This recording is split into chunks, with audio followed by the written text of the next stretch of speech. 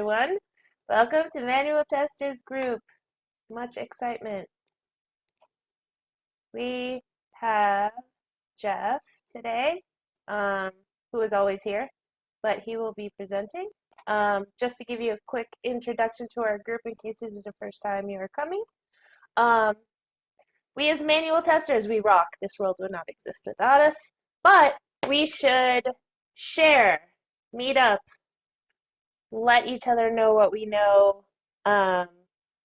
So we love to hear presenters from the actual community itself. It's not just me and Jeff. We don't have a list of presenters that we want only presenting. We would love anyone to share at any time. Is there a tool you love? Is there a topic you want to know about and go deeper on?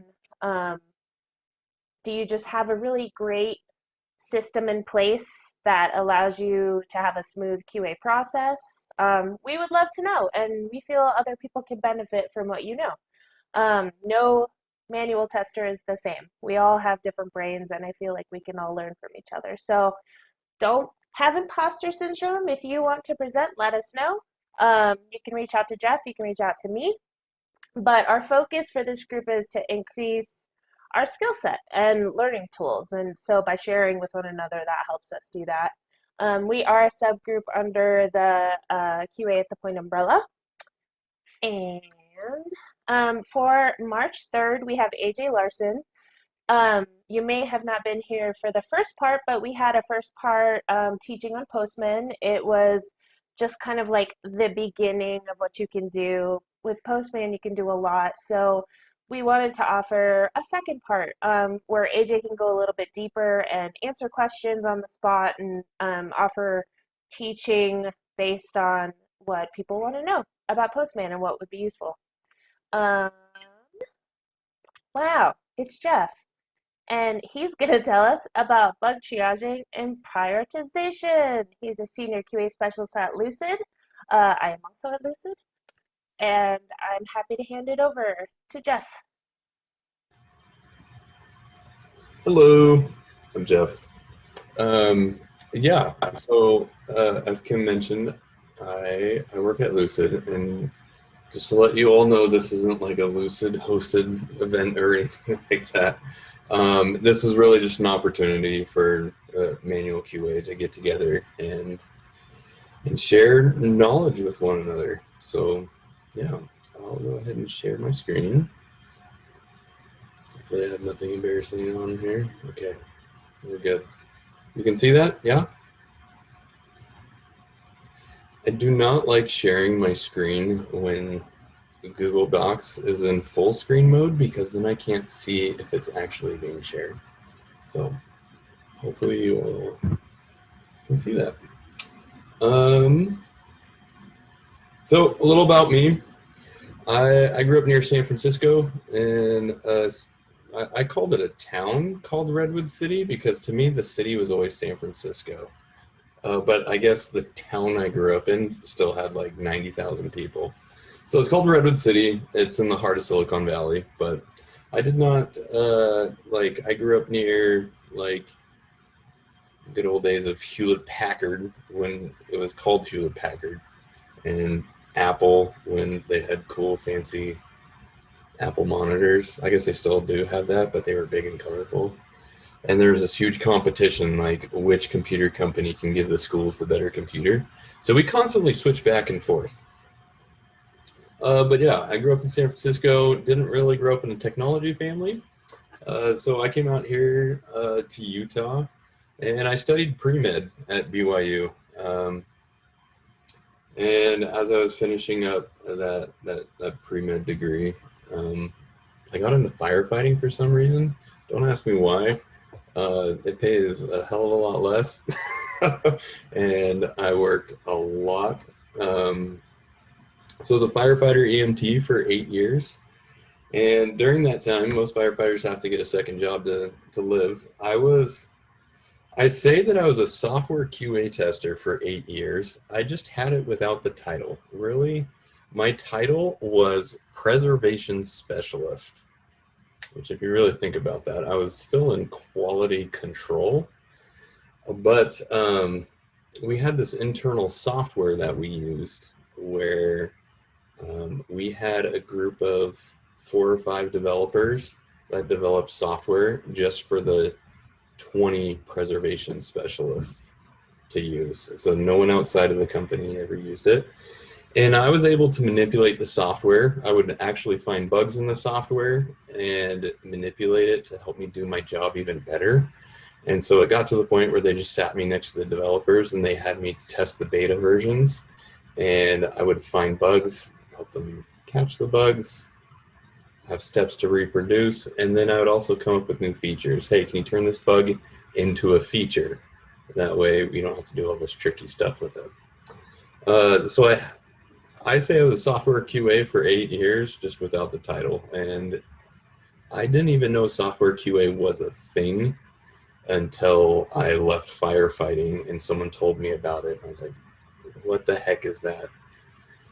I enrolled at a Dev Mountain boot camp, and the very first day of class, I was thinking, I've done this. Shoot, can I get my money back? but really, the course was awesome, and I'm glad that I attended it. It helped me to know how to talk as a QA. But yeah, it was way cool. So I've officially been in software QA for about 4 years now with the title, thankfully. And this is my family. This is what it looks like when my family's staring into the sun and we all have to squint our eyes. And this was just a few months ago at Universal Studios. So yeah, I have 4 kids. And let's get to it. So we've already learned about why QA is needed. We had Alex present to us about why manual testers matter. And then that transitioned into, we learned about how QA can have ownership on our teams. And we all shared our experiences of what ownership looks like on our individual Scrum teams. And so yeah, today when we talk about this, it'll be a guided discussion again, kind of like last time when we talked about QA ownership, where I don't want to just like present the whole time, because like I want to hear from all of you what you do, and we want to be able to share what works for our company, what can we pull from someone else's, and just help better our processes where we work.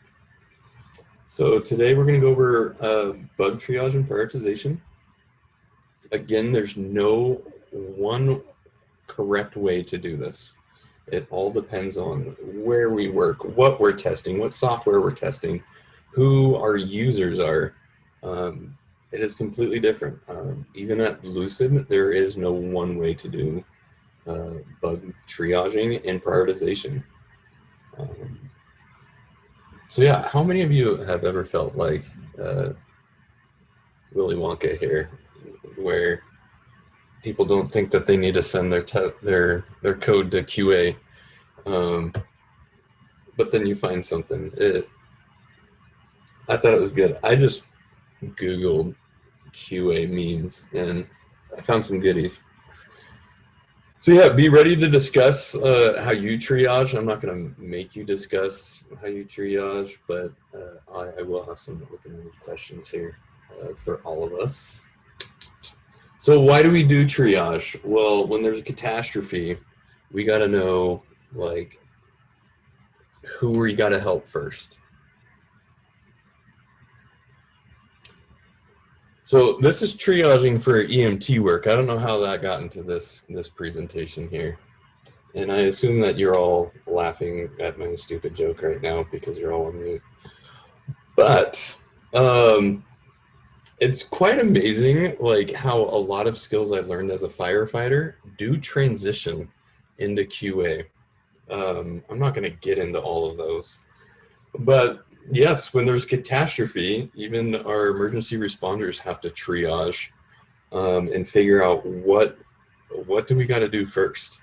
Obviously, it's much different in firefighting or EMT work. Um, to be honest, if someone is labeled with a black tag, it's a little marker that goes on their wrists, that means that they're not going to make it, and we got to go up to immediate. So in software, obviously, emergencies we do take care of, and criticals are, we got to be working on it. But here, the most critical thing on in EMT work, you can't help someone that's gone. A little morbid, sorry. So why do we triage? It's not just us filing bugs. It could be anyone filing bugs. It could be a customer that reported something. And so someone at your company received that inbound ticket and filed a bug. It could be someone in sales. It could be a CS employee where they're working with customers and they encounter a bug. So not everyone is filing bug reports the way that QA would file bug reports, the way that developers would file bug reports. We all know about the expected behavior, the actual behavior, the steps to reproduce, what environment you're in, where you found it, how you found it. So yeah, we have to triage to know what we have to alert our team, what we need to start working on. Is this something that we should start working on next sprint?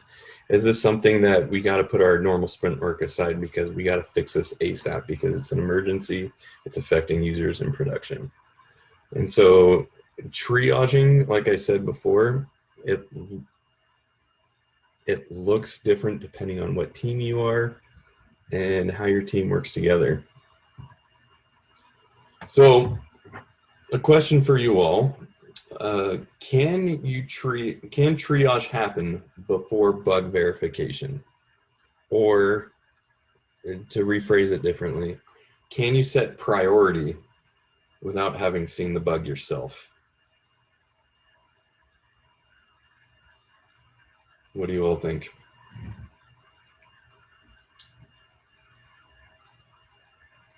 If I may, who has seen the bug? And is this a text answer thing or an audio? Doesn't matter. This is my first time. Feel free to come off mute and say what you think. This could be anything. You see a bug is filed. Can you triage it and set priority before you have actually seen it? Yes, you can, but you shouldn't. Why is that? Because you need to know like whether you can replicate the bug or not. Maybe it's not the bug. That person might think that it's a bug. Maybe it is like working as designed. Maybe that person doesn't know the system. So the product manager should prioritize that bug. Not Okay. the leader. Does anyone else have any thoughts?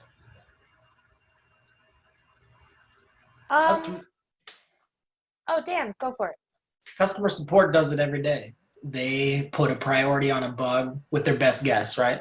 They take a set of inputs, if you will, of is it affecting everybody? Is it affecting a particular set of customers? Is it particularly a specific service within our product, a particular component, et cetera, et cetera.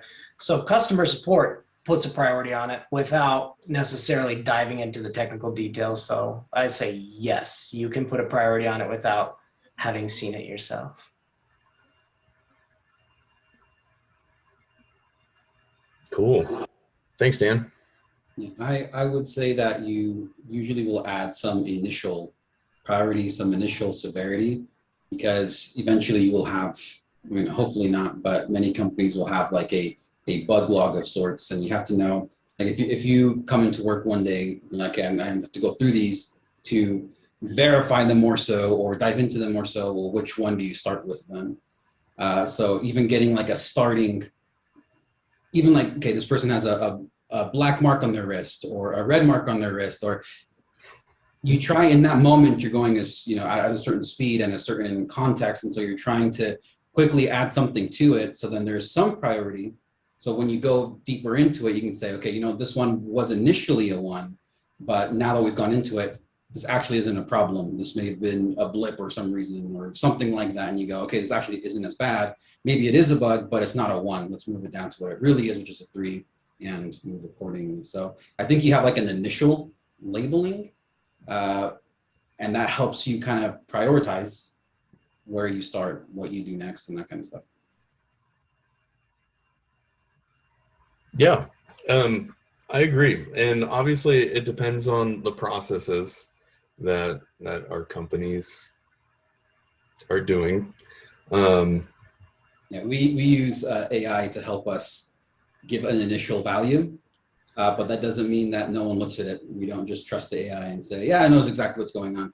It gives it a really good label at the beginning, and it's pretty darn accurate, but there are times when it may say the payment service is down and everyone freaks out, but then you realize, oh, it's because this person, this customer, for them, it wasn't working, but it's because of a user error, you know? So like you get this initial labeling of something, and then that triggers you as the human to go look into it. And then you realize, oh, all these logs, these monitors and everything I'm seeing, it was actually a problem on their side, and you can handle it accordingly. The customer support might reach out and say, hey, you know, we saw this ticket.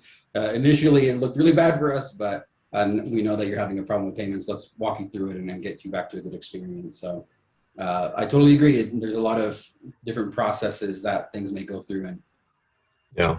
even with AI, you know, there's still work to be done. Yeah, and I agree that there's different levels of triaging. There's an initial triaging of attaching a label, and then there's also digging more into it. So I don't know about all of your experiences. My experience at Lucid, some of the bugs that are filed have a priority set. Some of them do not have a priority set. And we as QA at Lucid, we do go through and we do triage. It looks different on almost every Scrum team. I've been on several Scrum teams, and I could think of 3 different ways that I have done triage based off of that team's needs. One thing I wanted to show you all, on one of the teams that I have worked on, it's specifically our Lucid Scale team. We had a way of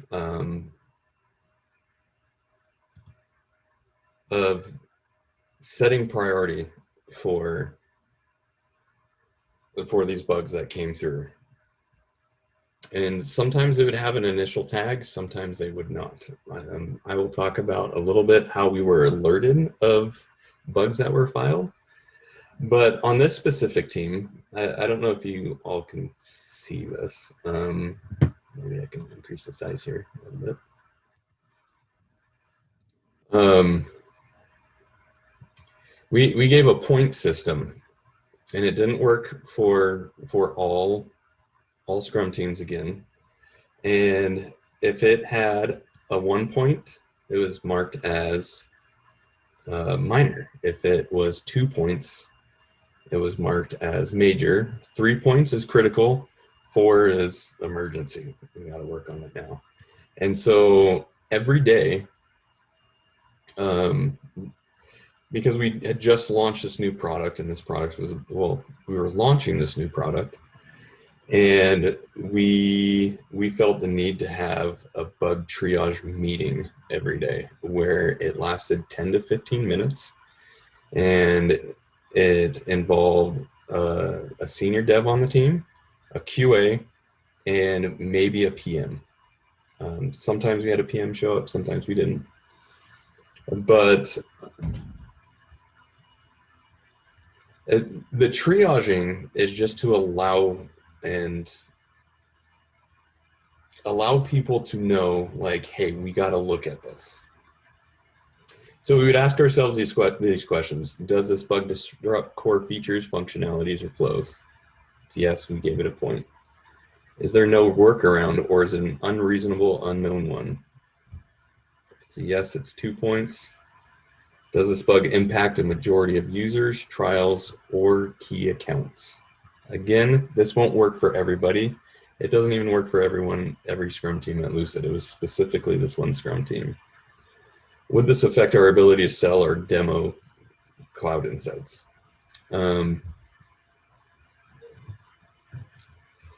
Yeah, so that was one thing that we used, and it kind of took a little bit of the opinions out of setting priority, because as we know, some people can have different opinions on what the priority would be.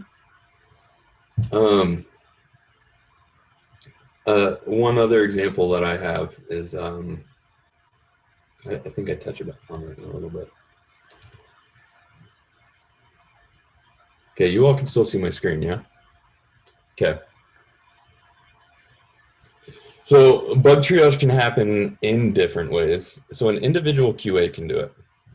There was one team that I was moved to where I think it was the second or third team that I was on.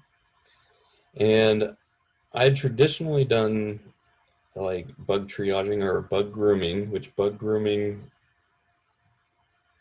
I guess, is like a secondary level of triaging. It's where you dig more into it, right? To figure out how it's impacting the team or the product. So I was used to having multiple people in on setting priority and triaging it. And I remember my first day on the team, I said, so I need to triage bugs. This is how I plan on doing it.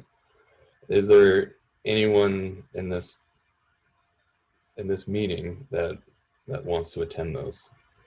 And I had someone respond back like, no, why do you want us to do your job for you? And I was a bit shocked, but at the same time, it was way cool that they allowed QA to prioritize it, like, and solely QA.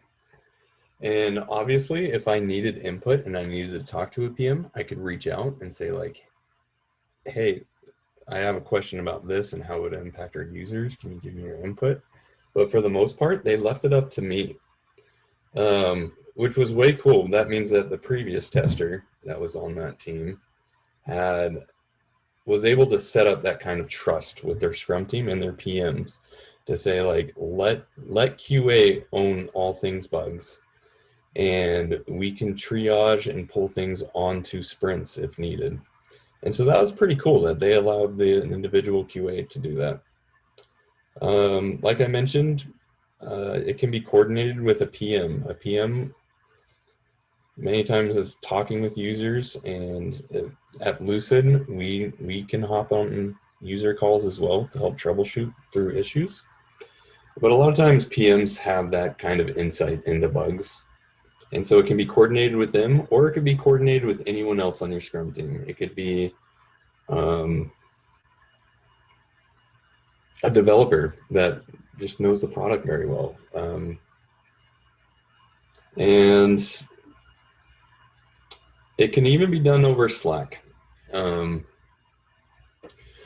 So another thing that some teams do is they have a webhook set up with Jira bugs that are filed. And obviously you have to put in certain conditions, like if a bug is filed and it belongs under this team, or that it involves this certain components, alert this Slack channel. And so some triaging happens completely over Slack with the initial triaging. So as soon as that bug is filed, everyone that's in that channel can then hop on and set the priority. If it's already set by someone in sales or in CS, then we can adjust that triage or adjust that priority if necessary. And in that Slack channel, we can start having discussions on that specific. I can't share the Slack channel and the threads with you all. I can't do that. Otherwise, I would show you like what it looks like as far as a bug comes in, and it talks about priority, what it is, and you can click on it, and it takes you immediately to that Jira ticket, and then you can start a thread underneath that message and start tagging people in it. And together, like, you can hash out how to set that priority. So that's something that's really cool. There are some teams that do that, and then that way bugs are triaged immediately as they come in. I mentioned before we had on another team where we had a daily 10-minute triaging meeting. We could have gotten to those bugs late. If we triaged at 10 o'clock in the morning and the bug was introduced at 10:30, we may not have triaged those bugs that were filed until 10 o'clock the next morning. So it all depends. So specifically with that team, because it wasn't released to users yet, we did have some time. But that said, there's also other alerts and automation that we have that goes on that alerts us if something happens to production. So yeah, what are some of the ways that you all triage? Someone mentioned that I think it was sales or CS that sets the priority. How do you all do? You as QA set priority? Yeah, I was gonna say I wish our customer service set priority. Because we have to have a Jira filter set up to double check for unprioritized bugs and do a quick assessment and get them prioritized just to make sure they're not something that need to be pulled onto that sprint or some kind of emergency issue. But yeah, it's just checking the filter every day. Okay. Oh, Jira, sorry. We use software, Atlassian software, Jira. And there's a query that we can set up. Yeah, Jira.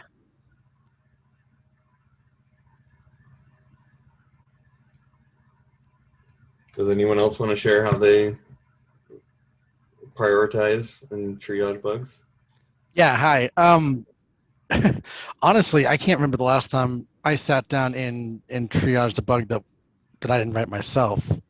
So mostly our product owners and our business analysts will be the ones that go through the backlog and any of the new defects that come in and triage them and then hand them out to the different Scrum teams.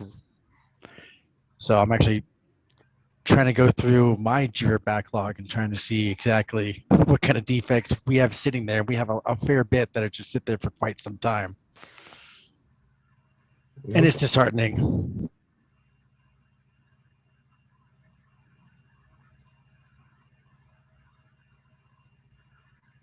Does anyone else have a way of how they prioritize?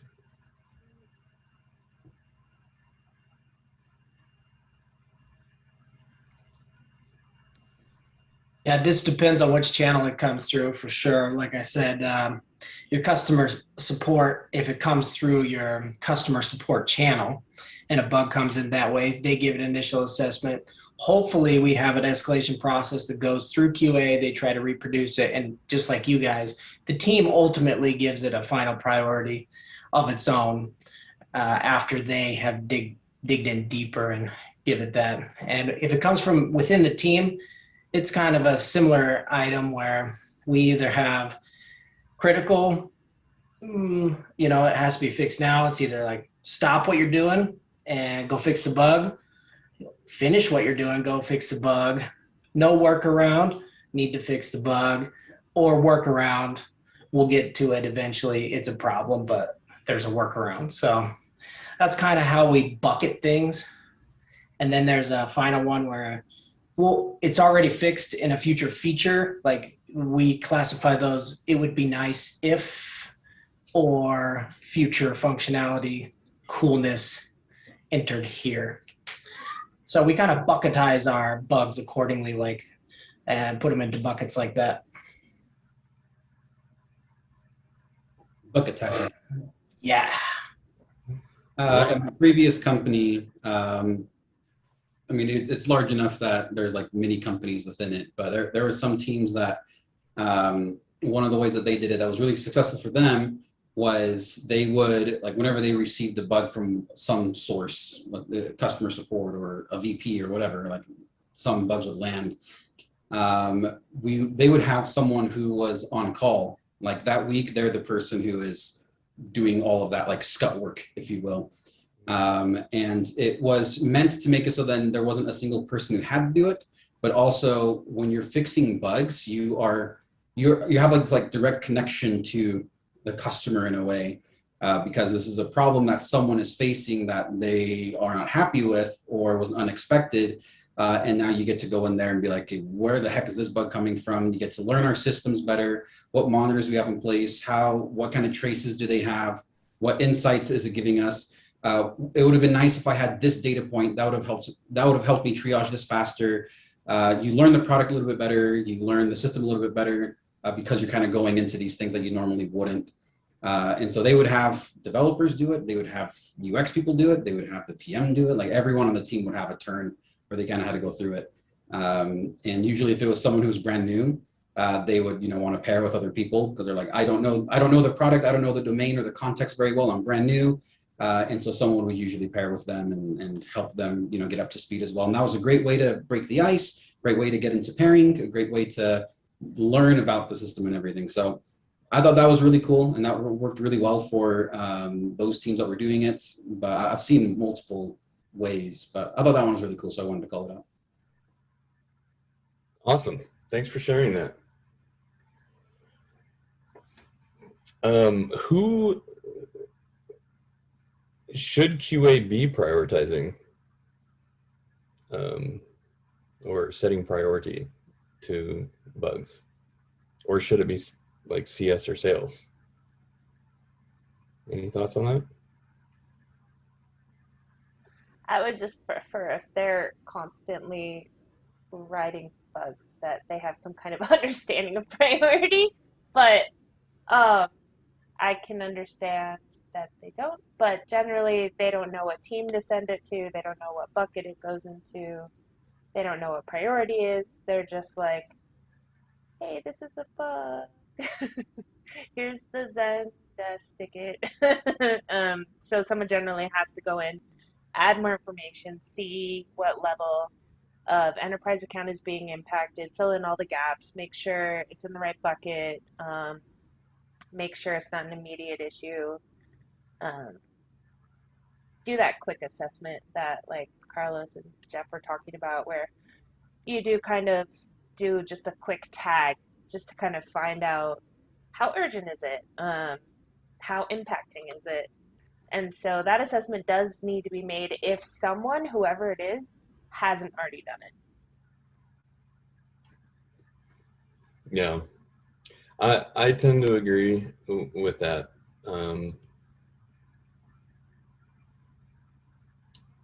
Like, I think there are many people that could have a say in what sets priority. And that's one thing that we can do as QA is gather all that intel to figure out how these bugs should be prioritized. A bug may be super critical to a CS person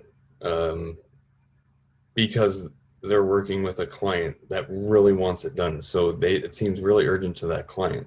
But there's so many different things involved. It could be that user is the only person that's experiencing that problem.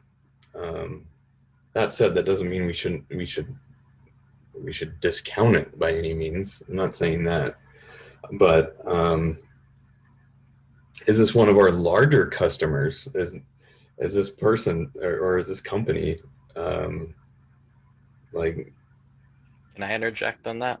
Oh, go for it. So I come from a very, like, over a decade's worth of customer service and manager and supervisor and all that jazz. So QA is a newer field for me. So I want you guys to correct me if you're like, that doesn't work here, kind of thing. I'm very accustomed though to, here's a customer, they're upset, they have a problem, and all I basically say is like, can I fix this problem? And how long is that going to take me, kind of thing. And I keep an open line of communication with my customers. I'm like, you know what, this is going to take me an hour. I wish I get it faster, but that is as soon as I can get it done for you, and I'll let you know as soon as that's done. And then I'll get back to them, follow up, and they're very appreciative of that. I find most people, even if it's inconvenient, they're very logical. They're not, I mean, people are very emotional too, especially customers, right? But it's important to just keep that channel of communication open so they know, oh, you understand I have a problem, you understand what my problem is, and you're actually going to work on it for me. I like that you're telling me this, rather than kind of like those people are like, oh, we'll get to it as soon as we can. You Right. know, it's like, yeah, what the heck does that mean? You know, Yeah. because that can literally mean 6 months from now, a year later. That literally can. But another thing I want to mention is sometimes it's like, even though it's a very low priority, in my opinion, if you can fix the bug in a matter of minutes for this person, to me, that's just excellent customer service. Your clients are going to be just ecstatic to work with you again and again, because they're like, it was such a tiny, insignificant thing, but they went above and beyond for me. They went the extra mile. And, you know, that catches on pretty quick in the business world. Like, that can break a company or make the company more often than not.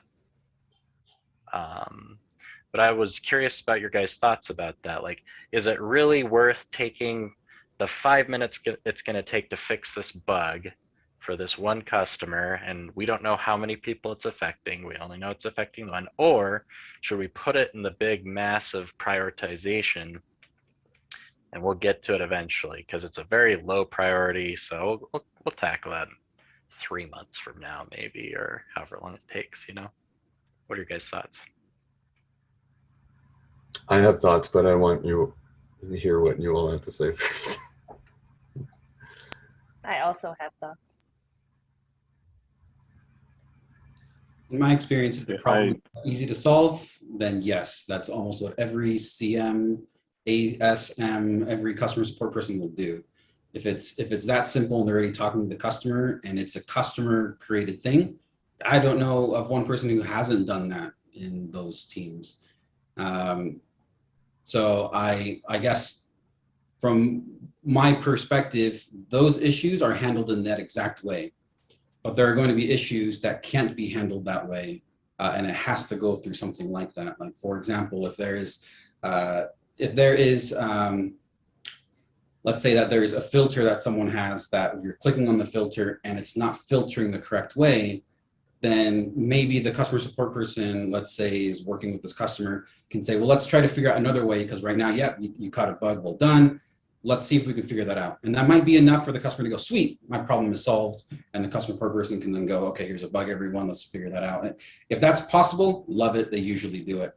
But there are usually more complicated bugs that get past that land inside of these, what we're talking about today, where there is not a way to solve it that quickly. It might need a whole new deployment. And so you have to prioritize when are you going to work on that, because the team isn't just waiting for bugs to land and then they're going to work on bugs. They're usually working on a ton of different things at the same time. And so when a bug comes in, you have to tell them to stop because we're going to inject the bug right here for you to work on, or this is the next thing. So yeah, if it's a simple thing, I would hope and pray that that's what they do. They solve it with the customer as quickly as possible to get them happy, and then get the issue that really is there and get that to the right team. I don't know if anyone has any like concrete examples of that, because usually the problems are not that simple. Most problems that my teams are facing are more complicated ones that wouldn't be something that we can just answer on a phone call or an email with the customer, besides trying to work around it and get them to a place that is helpful for them, so then we can spend the time working on the issue. Yeah, my thoughts were along the same lines as that, and there's no code that's bug free. We can find many trivial or minor bugs, and it could be enough to fill up several sprints worth. But there could be that one critical bug that's affecting users' ability to log in. I mean, if it's doing that, that's an emergency bug, right? But yeah, it's definitely about like a balance of work there, and that's even some trivial bugs, like it's not impacting very many people. It could impact other parts of the code, that then puts the rest of your product at risk. And so it's not quite as simple as just, spending this 10 minutes to fix this issue when it comes to like writing new code, merging it with all the other code that we have. Yeah, there's definitely a customer support level of assessment, as far as I know, where it's, I would assume several questions are asked as far as like, not in these exact words, but is it a nuisance or is it like a showstopper or a blocker? In that sense, like they have a huge diagram. Maybe it's a 500 level enterprise account and they have to present the next day. Like some things are just more urgent instead of, I have this shape and I turned it 90 degrees and I tried to make the text go the opposite direction. And then the developer comes into the conversation and knows that the shape is not meant to act and behave a certain way. And so it's going to then act funny. So the user may be expecting it to act a certain way, but the developer knows that it's not built to act that way. So it's going to be less of a priority. Here's a workaround, maybe try this shape instead. Um, so hopefully a temporary solution is offered, but it's not going to be to the level of, okay, we're going to get our developers on this right now. We'll have a fix merged for you by tomorrow. Like, so there is a bit of an assessment, and it's less about customer service per se, but more about um, pulling the developers in to work on it immediately because it's a widespread issue that makes the urgency higher. That makes sense. No. And I mean, our job is to fight for the user, right? And that could be, the user could be a large company that's using our product, and that user could be an individual at home that bought a subscription to our product. So our job is to fight for that. And so that's why it's so important for us to gather as much intel as possible on these bugs by reaching out to different stakeholders, reaching out to CS, and we need to strengthen those relationships across departments. We need to be in communication with customer success so that we can then tell them what they could tell the client or the user that they're working with on what the expected fix date is, or how much work is involved in fixing this, and maybe potentially other solutions. And we also need to be involved, like having open communication with our PMs, with developers, just anyone and everyone to gather as much information about this as possible so that we can present that to the team and say, look, here's the risk that it poses.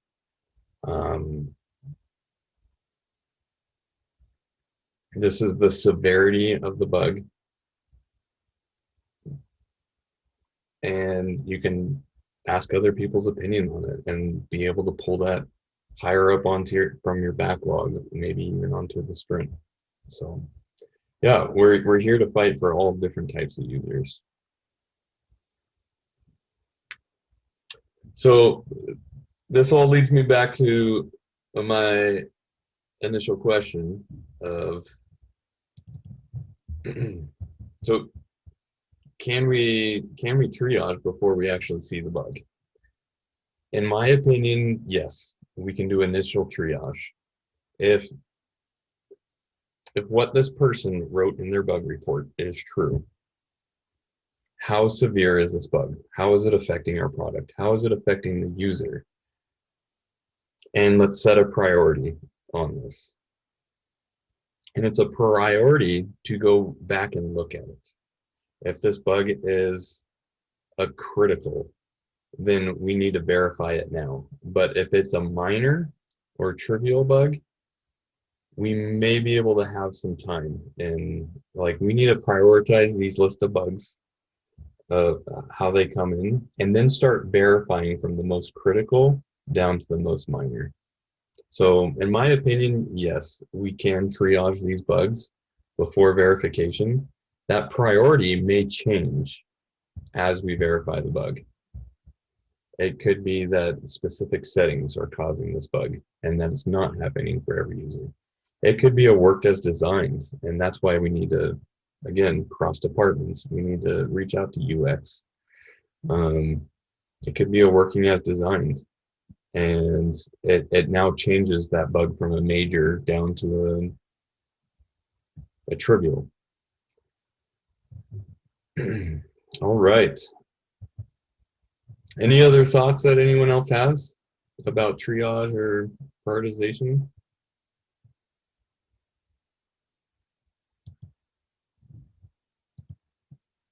All right. Well, that's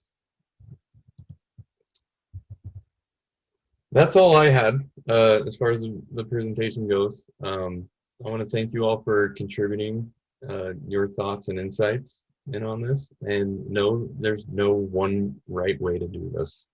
It all just depends on the team that we're working for, the product that we're testing for.